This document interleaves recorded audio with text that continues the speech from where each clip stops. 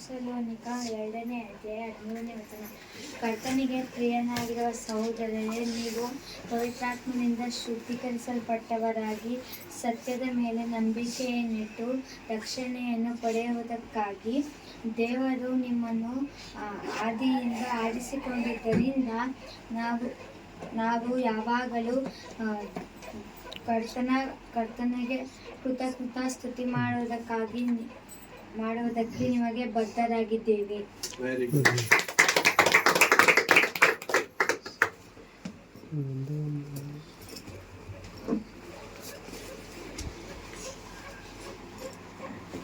ಕೀರ್ತನೆಗಳು 37ನೇ ಅಧ್ಯಾಯ 16-17ನೇ ವಚನ. ದುಷ್ಟರ ಮಹಾ ಸಮೃದ್ಧಿಗಿಂತಲೂ ನೀತಿವಂತನ ಬಡತನವೇ ಲೇಸು. ದುಷ್ಟರ ತೋರುಗಳು ಹೋಗುವವು, ನೀತಿವಂತನ ಯೆಹೋವನು ಉದ್ಧರಿಸುವನು.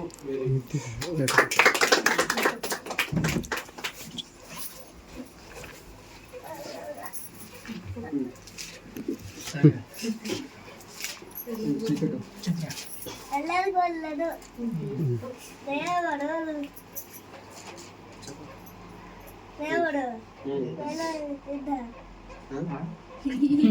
ದೇವರು ಲೋಕವನ್ನು ಅದು ಕೆಟ್ಟೋಗಿತ್ತು. ಭೂನಿವಾಸಿಗಳೆಲ್ಲರೂ ತನ್ನ ನಡತೆಯನ್ನು ಕೆಡಿಸಿಕೊಂಡಿದ್ದರು. ಆದಿಕಾಂಡ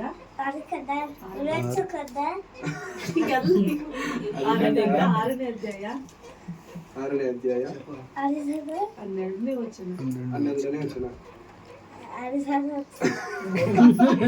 ಸರಿ, ಓಕೆ.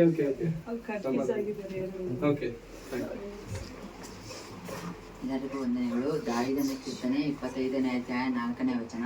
ಯೆಹೋವನೇ, ನೀನು ನನ್ನ ಮಾರ್ಗವನ್ನು ತಿಳಿಸು. ನೀನು ನನಗೆ ಮಾರ್ಗವನ್ನು ತಿಳಿಸು. ನೀನು ಒಪ್ಪಿದ ದಾರಿಯನ್ನು ತೋರಿಸು. ನಿನ್ನ ಸತ್ಯಕ್ಕನುಸಾರವಾಗಿ ನನ್ನನ್ನು ನಡೆಸುತ್ತಾ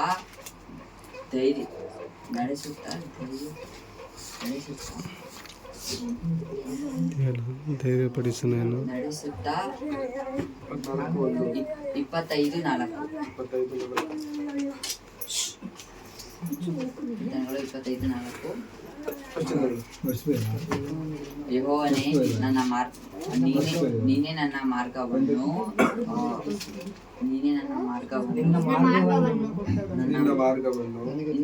ನಿನ್ನ ಮಾರ್ಗವನ್ನು ನನಗೆ ತೋರಿಸು. ತಿಳಿಸು.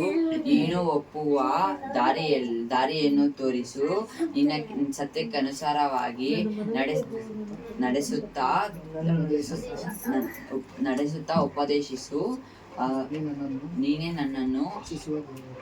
ನನ್ನನ್ನು ರಕ್ಷಿಸುವ ದೇವರು. ಯೆಹೋವನೇ, ನೀನು ಆದಿಯಿಂದಲೂ ನನ್ನನ್ನು ಕರುಣಿಸುವವನು. ನಾನು ಕರುಣಿಸುತ್ತಾ ನನಗೆ ಮಾಡಿದ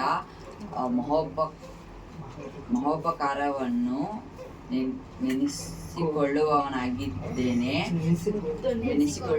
ನೆನೆಸಿಕೋ. ಯೆಹೋವನೇ, ನನ್ನ ಯೌವನದ ತಪ್ಪುಗಳನ್ನು ದ್ರೋಹಗಳನ್ನು ಮನಸ್ಸಿನಲ್ಲಿಟ್ಟುಕೊಳ್ಳದೆ ನಿನ್ನ ಕೃಪೆಗೆ ತಕ್ಕಂತೆ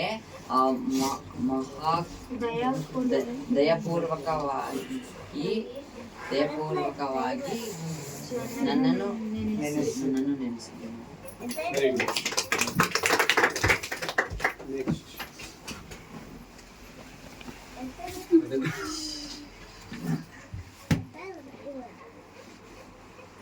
ಯಾಕೋಬನು ಬರೆದ ಪತ್ರಿಕೆ 1ನೇ ಅಧ್ಯಾಯ 21ನೇ ವಚನ.